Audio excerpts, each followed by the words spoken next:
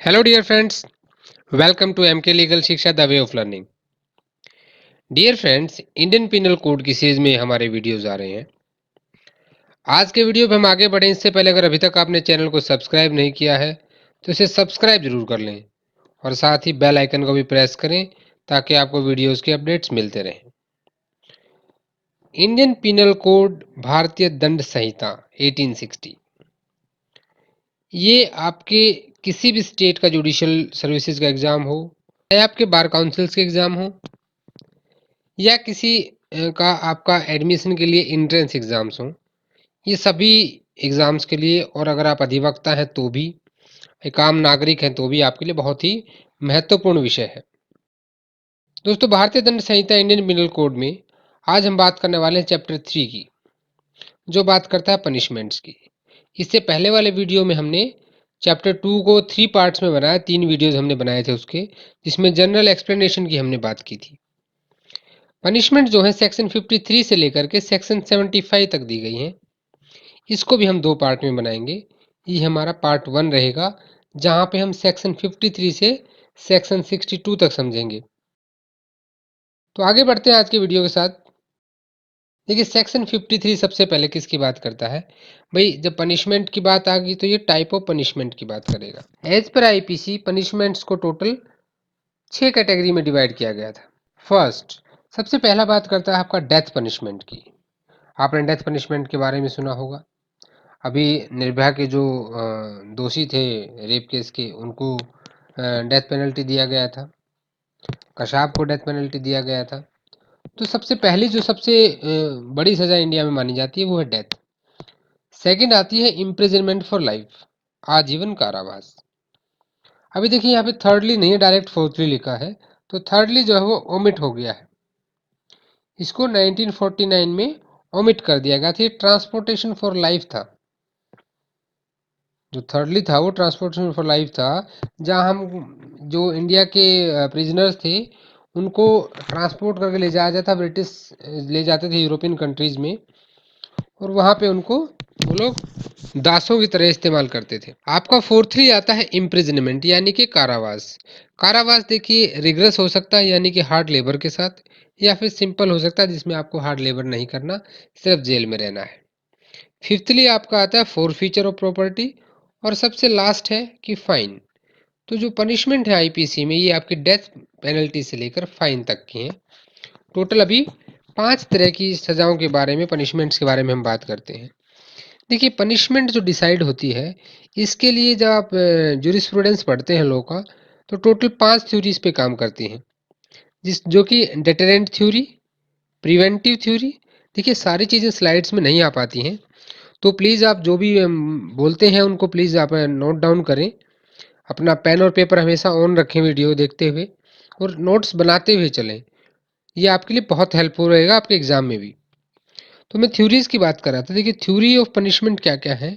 ये deterrent theory हो सकती है, preventive theory, retributive theory, reformative theory, या फिर मल्टीपल अप्रोच थ्योरी। देखिए, हर एक ऑफेंस के लिए आप किसी एक पर्टिकुलर थ्योरी पे काम नहीं कर सकते, तो सभी एक मिक्स कल्चर आपको मिलेगा इंडियन पिनल कोड में सभी थ्योरीज का। थ्योरीज के ऊपर हम एक दिन डिटेल में फिर से बात करेंगे किसी दिन। नेक्स्ट जो हमारा सेक्शन है वो है सेक्शन 53A। देखिए, अभी हमने कहा था कि थर्डली जो था वो यहाँ से हटा दिया गया है। अभी थर्डली कैसे हटेगा, क्योंकि यहाँ पे आ गया 53A। 53A यहाँ पे क्या कहता है कि जो ट्रांसपोर्टेशन फॉर लाइफ था भाई, अब ब्रिटिश चला गया, ब्रिटेन वाले ब्रिटिश चले गए हैं, अंग्रेजों से मुक्त हो गया है भारत, तो अभी हम अपने प्रिजनर्स को बाहर क्यों भेजें? तो यहाँ पे जो ट्रांसपोर्टेशन फॉर लाइफ था उसको कर दिया गया इम्प्रिजनमेंट फॉर लाइफ। और दूसरी थी कि जहां भी ट्रांसपोर्टेशन फॉर लाइफ है उसको इम्प्रिजनमेंट फॉर लाइफ समझा जाएगा। और इसके अलावा अगर कहीं भी ट्रांसपोर्टेशन वर्ड का यूज हुआ है किसी दूसरे लॉ में, ठीक है, तो इसका मतलब समझा जाएगा, अगर वहां लिखा है ट्रांसपोर्टेशन फॉर लाइफ तो इसे मानेंगे हम इम्प्रिजनमेंट फॉर लाइफ। और अगर इससे छोटी कोई उसकी टर्म निकलती है, मान लीजिए ट्रांसपोर्टेशन फॉर लाइफ का कोई जो मतलब निकलता है वो इम्प्रिजनमेंट फॉर लाइफ से कम निकलता है, कोई शॉर्टर इसका टर्म है, तो क्या मानेंगे इसको हम, it deemed have been omitted, यानी कि transportation of life for life, life for imprisonment में कन्वर्ट हो गया है।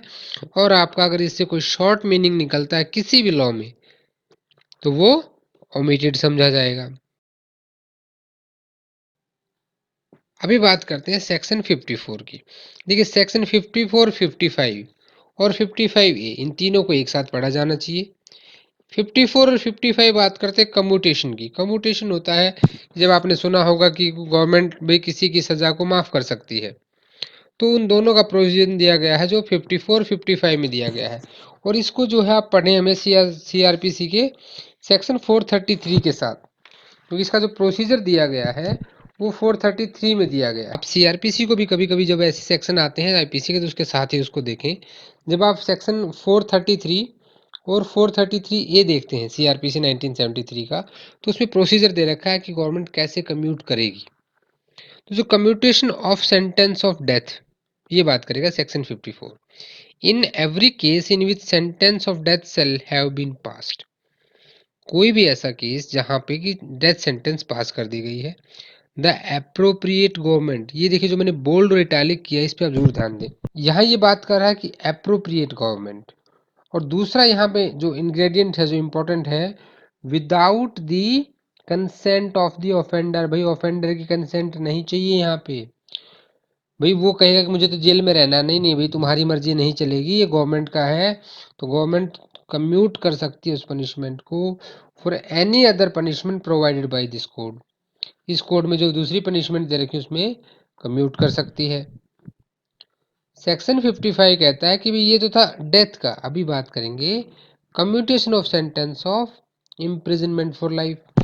देखिए in every case in which sentence of imprisonment for life shall have been passed the appropriate government में, यहाँ भी देखिए without the consent of the offender लिखा है, कम्यूट कर सकती है either description for a term not exceeding 14 years.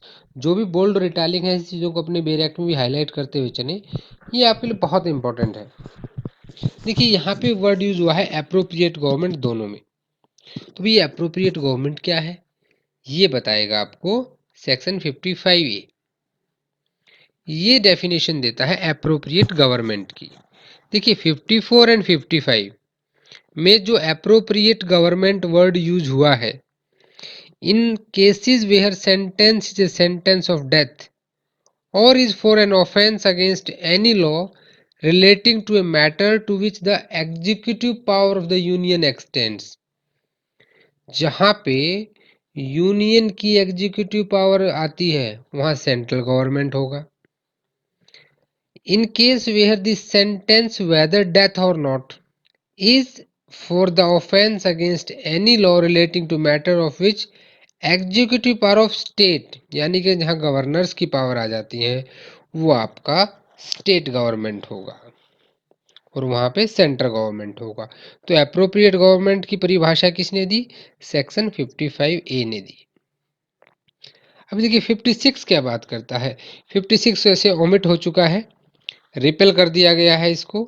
देखिए ये क्या था कि जो अमेरिकन और यूरोपियंस थे उन पे जो प्रोविजंस हैं आईपीसी के वो जो है लाइफ के लिए नहीं होंगे, वो exceeding 10 years.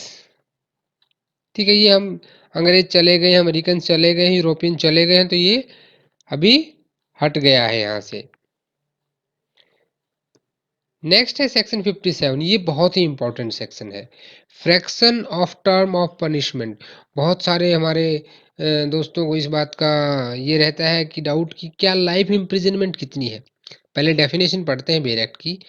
In calculating fraction of the term of punishment imprisonment for life shall be record as equivalent to the imprisonment for 20 years. ये तो कह रहा है कि 20 साल होनी चाहिए, लेकिन अब हम एक केस पढ़ते हैं यहाँ पे, Munna versus union of India 2005 का एक केस है।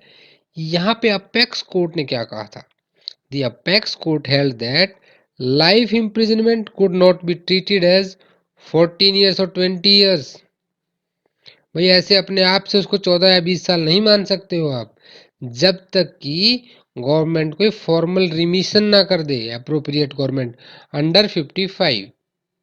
ठीक है, 54 तो डेथ का था, लाइफ इम्प्रिजनमेंट क्या है 55 के में आएगा उसका कम्यूटेशन। तो ये 20 साल जो माना जाता है कि 20 नहीं है, it means it is for the rest of his life. एक दूसरा केस भी यहाँ पे बड़ा इंपॉर्टेंट है, महक versus state of UP Uttar Pradesh, AIR 1999, ये इलाहाबाद हाई कोर्ट का डिसीजन है। यहाँ पे कोर्ट ने क्या कहा था कि the court held that prisoner can not be released automatically. यहाँ क्लियर किया था कोर्ट ने कि भाई 20 साल कंप्लीट होने पर अपने आप नहीं छोड़ा जाएगा उसको। यहाँ जो हम सेक्शन 433 पढ़ते हैं अंडर क्रिमिनल प्रोसीजर कोड में, ये गवर्नमेंट को एम्पावर करता है कि वो उसकी जो सजा है उसको कम्यूट कर सके जब वो 14 साल जेल में बिता चुका हो। आई होप इन दोनों केसेस से आपको सेक्शन 57 क्लियर हो गया होगा। ये दोनों ही केस लो बहुत इंपॉर्टेंट है। अभी बात कर लेते हैं 58 की। इसको भी हमने रिपेल कर दिया है, ये भी ट्रांसपोर्टेशन से रिलेटेड बात करता था, तो इसको भी हमने रिपेल कर दिया है। अभी बात करेंगे सेक्शन 60 की। अब देखिए आप, इम्प्रिजनमेंट जो है हमारा, ये फोर्थ टाइप का पनिशमेंट हमने बोला था। तो जो इम्प्रिजनमेंट है ये आपका रिग्रेस भी हो सकता है और सिंपल भी हो सकता है, या ये पार्टली रिग्रेस या पार्टली सिंपल भी हो सकता है। ये कुछ नहीं, ये सीधी सी ये बात कह रहा है कि जब किसी को सजा मिलती है तो वो भाई कठोर परिश्रम के साथ भी पूरी सजा का उसको दी जा सकती है, साधारण सजा भी दी जा सकती है, या आधी कठोर परिश्रम के साथ और आधी बिल्कुल एग्जैक्ट हाफ जरूरी नहीं है, कोई भी एक पोर्शन उसका कठोर परिश्रम के साथ और बाकी पोर्शन साधारण सजा के तौर पे उसको दंडित किया जा सकता है। ये आपका धारा 60 यहाँ पे भारतीय दंड संहिता में इस बात को परिभाषित करती है। Dear friends, thanks for watching this video. Next part में हम बात करेंगे सेक्शन 61 और 62। वैसे आपके दोनों रिपेल हो गए हैं, उनका तो कोई ज़्यादा जिक्र करने का फ़ायदा नहीं है। तो 63 से लेकर के 75 तक बात करेंगे। 63 से 70 आपका फाइन से रिलेटेड बात करेगा, और 73 74 में हम पढ़ेंगे सॉलिटरी कन्फाइनमेंट के बारे में, सॉलिटरी पनिशमेंट के बारे में। आपके क्वेश्चंस पनिशमेंट से भी मैक्सिमम टाइम बनते हैं। मैं इसको दो पार्ट में इसलिए डिवाइड किया हूँ ताकि आपको बहुत अच्छे से चीज़ें समझ में आ जाएं। तो प्लीज़ इस वीडियो को लाइक कर दें, शेयर कर दें, और चैनल को सब्सक्राइब करना तो बिल्कुल भी ना भूलें। अपने फ्रेंड्स के साथ भी इसको शेयर करें और इसको सब्सक्राइब करने के लिए बोलें। तो मिलते हैं नेक्स्ट वीडियो में, तब तक के लिए टेक केयर।